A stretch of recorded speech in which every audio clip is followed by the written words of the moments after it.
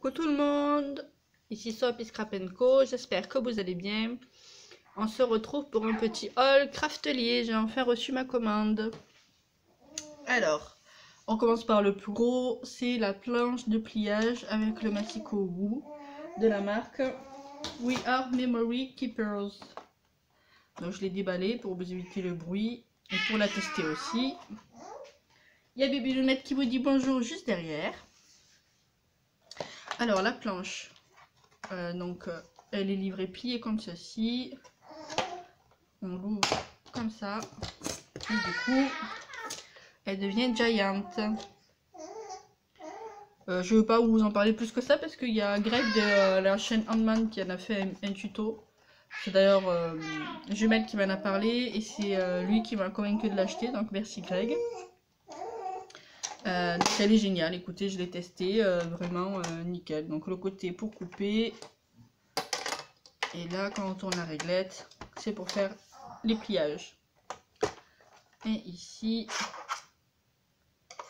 il y a ceci qui est caché juste là. Elle est vraiment super, elle est pratique, elle est facile à ranger vu qu'elle se plie en deux.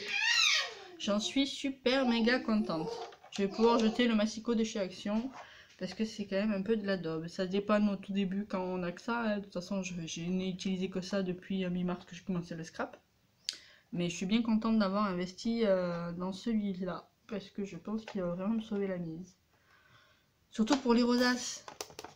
Parce que j'ai fait quelques rosaces là pour une participation que vous verrez quand Patou aura reçu son enveloppe.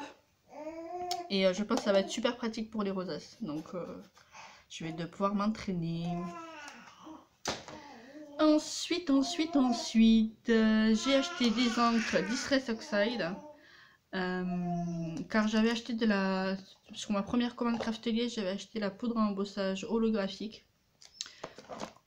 Et sur le site, il y avait noté que les Distress Ink servaient pour l'embossage. Donc j'avais acheté un lot de 4. Oups, pardon.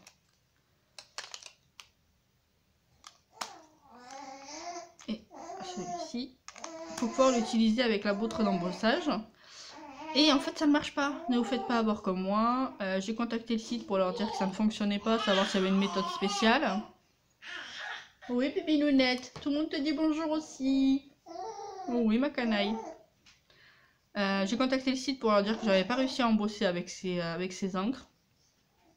Et ça a duré pendant 2 semaines nos conversations pour me certifier que ces encres servent à l'embossage, alors que c'est un embossage à chaud, pardon. Donc ça ne fonctionne pas, ne vous faites pas avoir, ils n'ont toujours pas changé le descriptif sur leur site. J'étais très en colère quand j'ai eu ces diverses conversations avec différentes personnes en plus, pour savoir comment les utiliser pour l'embossage à chaud. Ça ne fonctionne pas, ils se sont trompés dans le descriptif, ils ne veulent pas le changer sûrement pour pas dire qu'ils se sont trompés. Ils n'ont pas fait de geste commercial, ils ne sont pas excusés, ils ont certifié que ça fonctionnait. Mais si vous regardez toutes les vidéos sur internet avec la Distress Ink, personne ne l'utilise pour l'embossage à chaud parce que ça ne fonctionne pas. Donc ne vous faites pas avoir comme moi, j'ai été très dégoûtée par Craftelier pour ce côté-ci, ou vraiment trop mauvais service client. Reconnaître son erreur, changer le descriptif, ça coûte rien. Et me mettre 2 € dans ma cagnotte, ça coûte rien non plus pour l'entreprise que c'est, je pense.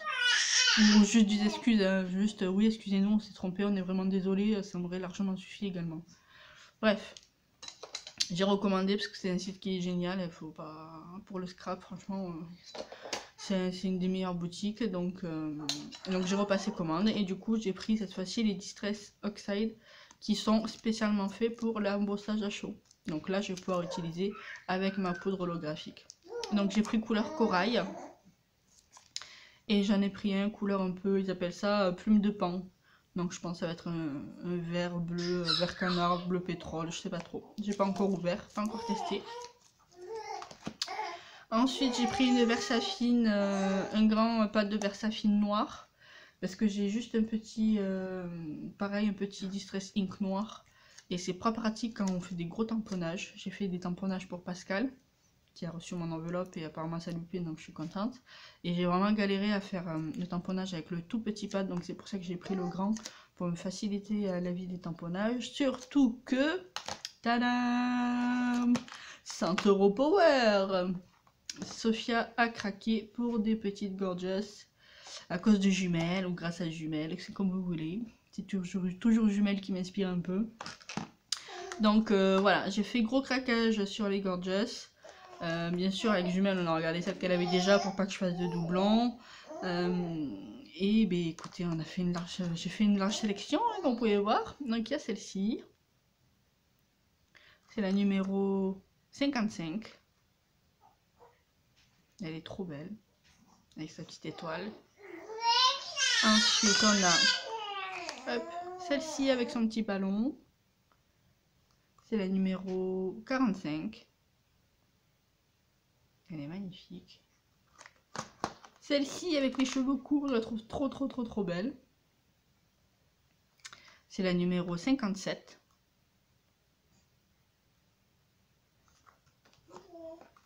On a celle-ci. Trop choupie avec sa petite robe. C'est la numéro 53. On a celle-ci, un peu bohème, je trouve, allongée dans l'herbe comme ça. Elle est super mignonne. C'est la numéro 43. Oups, pardon. Celle-ci. Elle est magnifique, avec ses petits pompons dans les cheveux. Des fleurs, là. Trop beau. Numéro 56. Celle-ci que je trouve trop choupinette, petite princesse avec une robe étoilée, je l'ai trouvée trop mignonne. C'est la numéro 48. Et ensuite j'ai craqué pour Rosie. C'est la numéro, est-ce qu'elle a un numéro celle-ci? Non, je crois pas qu'elle ait numéro, je sais pas si les grands ont des numéros, mais je sais qu'elle s'appelle Rosie. Elle est juste magnifique. Quand je l'ai vue, j'ai dit ok, je la prends, c'est obligé quoi. Elle est juste trop belle avec ses cheveux là emmêlés dans les roses. Et puis il y a le grand cadre que je vais pouvoir utiliser en tamponnage. Ou avec l'embossage à chaud aussi, ça peut faire super joli. Et je suis trop contente. J'ai craqué, je l'ai pris direct dans mon panier. Et ensuite, j'ai pris ce lot de 9. Donc je pensais que ça allait être des mini. Et en fait non, vous avez vu comment elles sont grandes. Comparé à celle-ci, elles font plus de la moitié je dirais. Et franchement je les trouve trop mignonnes avec le petit cadre là. Elles sont trop belles. Oh oui, toi aussi Bibi Nounette, tu les trouves belles, je sais ma canaille. Voilà. Ah oui, j'ai oublié de vous montrer. J'ai acheté ça.